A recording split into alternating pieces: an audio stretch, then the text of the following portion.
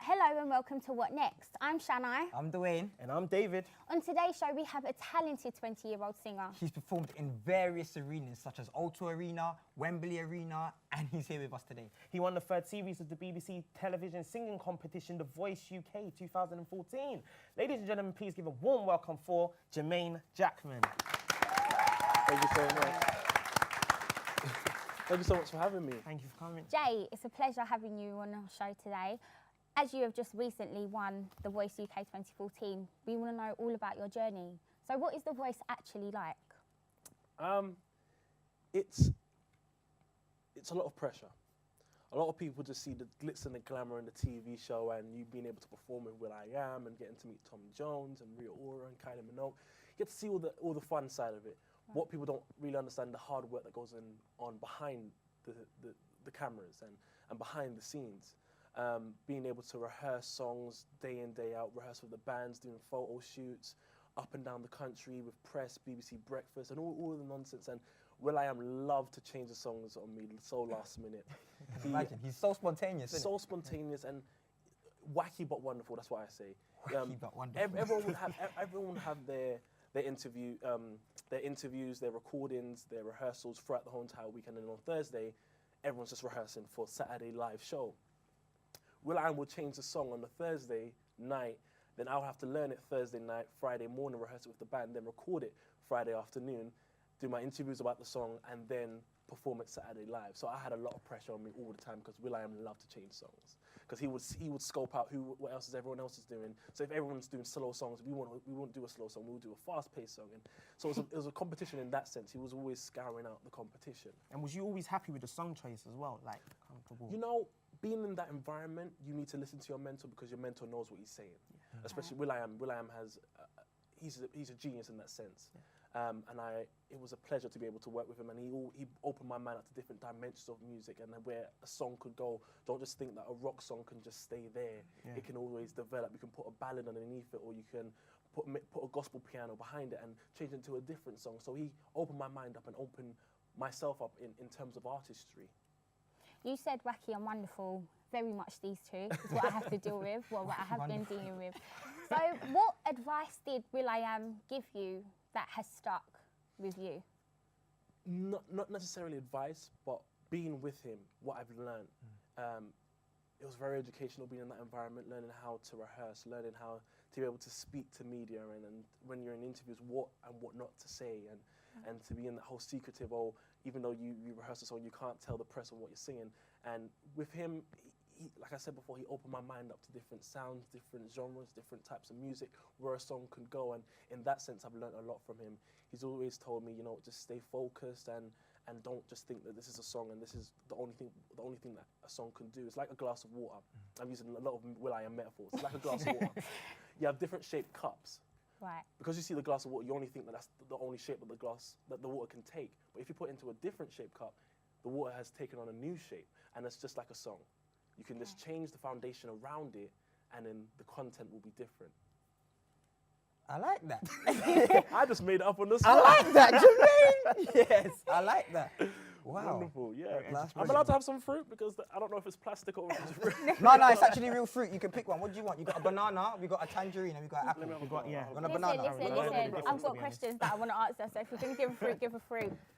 So how did you choose your winning song? Did it have any meaning to you? Shan, Dwayne, me and you go back way. David, I don't really make it today. No, but me and Dwayne, we go way back to when we were performing, when we were younger, actually.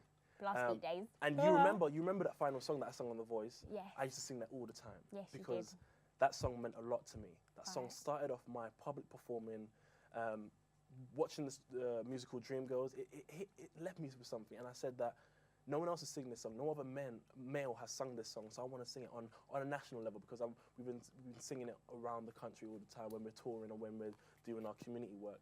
And I only thought it would be right because that song meant so much to me that I perform it at the blind audition and that I perform it at the finals. Can you just tell our audience what the name of that song was? I know what it was. Yeah, it was And I'm Telling You by Jennifer Hudson. And you smashed it. Amazing performance. Thank you so much. Literally, I've watched it so many times. Like the emotion in your actual voice when you were singing that song, it was brilliant. I think you deserve to win that. Well, you've heard me sing it so many times. But you know what? The growth, though, because when we started, in fact, Jermain, what made you decide to get into music? Let's take everyone on a journey. Let's show everyone a journey you actually went on from a child to actually where you are now. Well, you know, growing up, I've always loved music, loved performing, loved being in that environment. My dad bought me a karaoke machine when I was 7 years old, and my favorite karaoke song was all the Whitney Houston songs. So I'll be singing Whitney Houston songs all night and all day if I wasn't at school. And I just had that love. So my mum put me into piano lessons, so I learnt the piano, and then I never had any singing lessons, never had any vocal training. But so many opportunities were coming my way, so many compliments were coming my way, and I said, you know what, this means a lot, and I want to pursue it. I want to pursue my singing due to the feedback and due to the love, and people's lives have been changed by my songs and my voice. So I said, you know, it's only right that I use God's gift to change the world. Amen. Amen. I agree. Amen. So is this all that you've wanted to become, literally? Well, you know, there's many strands to me. It's not just my singing, there's politics as well. So who really knows me knows that I'm very into politics. Yeah. I was with Gordon Brown a couple of weeks ago up in Scotland with the Scottish referendum, and one of the Scottish headlines was actually Gordon Brown and Jermain Jackman saves the UK, because I sung, and I'm telling you, but I changed the lyrics. I said, you're the best nation I'll ever know. There's no way you could ever go. Wow. That's amazing. And everyone talking about that. Come on. And everyone loved that. And I got a standing ovation. And then Gordon Brown came up and did this amazing speech. And then one of the headlines was Gordon Brown and Jermain Jackman saves the UK. And it's just mixing music with politics. I recently, for Christmas, I sung in the House of Commons for their Christmas service. And it's about mixing those two worlds together. Many people have said, oh, you can't do both. But you have examples. Arnold Schwarzenegger. He's an actor, and he was governor of California. will.i.am, he's a philanthropist and as well as a producer. Wycliffe, he ran for presidency for Haiti and as well as a singer in the Fugees. And so there's many examples of people mixing politics with the entertainment industry, and I just think, why can't I do the same thing? Jermain Jackman, the singer and the politician. That's what I like to say. There's a headline as well called the Singing Politician. Yeah, and they got me first singing Black Prime Minister. So all these names are floating around. Ed Miliband asked me to be an MP once, but that's another story. That's it.